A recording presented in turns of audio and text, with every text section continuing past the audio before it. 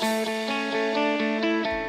many states, one of the most important steps to securing your mechanic's lien rights is to send a preliminary notice soon after you begin work on the project and prior to filing a mechanic's lien. If you miss your preliminary notice deadline, can you still file a valid mechanic's lien? So in this video, we'll give you a thorough state-by-state explanation on this topic. States typically fall into one of three categories when it comes to sending preliminary notices and preserving your lien rights. We have states with no real deadline, states with real deadlines but sliding protection, and states with hard and fast deadlines.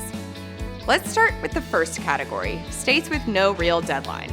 So some states, like Alabama for example, do not have specific hard and fast deadlines for preliminary notices. So generally speaking, in these states, the only deadline requirement is that the notice must be sent prior to the mechanic's lien itself, or that the notice must state that they are only effective as to money unpaid up to the point that the notice is sent. Since the deadlines for these notices are not strict deadlines, it's difficult for these notices to be technically late. Practically speaking, however, notices with this type of deadline should still be sent early in the project. The earlier these notices are sent, the better, for a couple of reasons. First, the notice will provide the visibility, which is a benefit of all preliminary notices. And if payment issues arise later on, you won't have to worry about this step before filing your lien. Secondly, the earlier that you send your preliminary notice, the more likely that there are still project funds remaining in the hands of the owner or in the hands of the GC, providing you with greater protection as a potential lien claimant. In the states with no real deadlines, you should actually go ahead and send the preliminary notice whenever you realize that you have not yet sent one on the project, no matter how late it is. States with this type of deadline are in the minority, however. So it's more likely that your state has more technical preliminary notice deadlines. And if you're ever unsure about your state's preliminary notice deadlines, you can always head over to levelset.com for the notice deadlines in all 50 states. The next category is states with real deadlines but sliding protection. In some states, most notably in California and in Arizona, there is a specific preliminary notice deadline, but if you miss it, you can still secure partial protection over non-payment.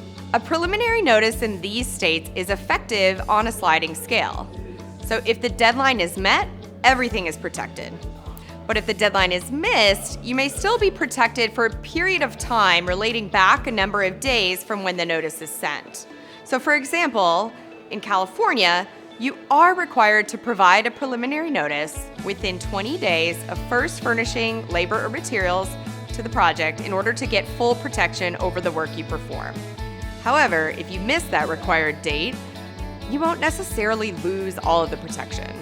You can still provide the notice at a later date, but it only secures your lien rights for materials and/or labor furnished within 20 days preceding that late notice and then thereafter.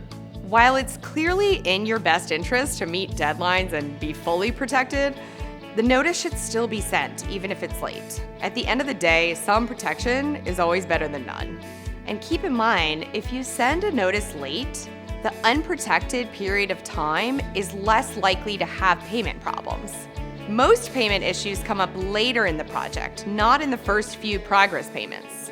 So this is just yet another reason why you should still send notices in these states, even if you miss the deadline. Now, the final category of preliminary notice deadlines is the states where you would completely lose your lien rights if you miss your deadline. This category includes states like Florida, Minnesota, and a few others. If you're working in one of these states, you'll want to make absolutely sure that you don't miss your preliminary notice deadline. If you think you've missed your deadline, here are a couple of useful things to consider to put yourself in the best possible position to get paid. The first thing to do is to check if you have actually missed your deadline. Some states consider the deadline met when the notice is mailed rather than when it's received, so there may still be time for you to beat that deadline.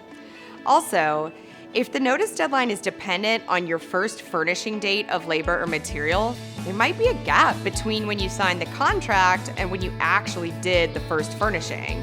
So the deadline could potentially be actually later than what you thought.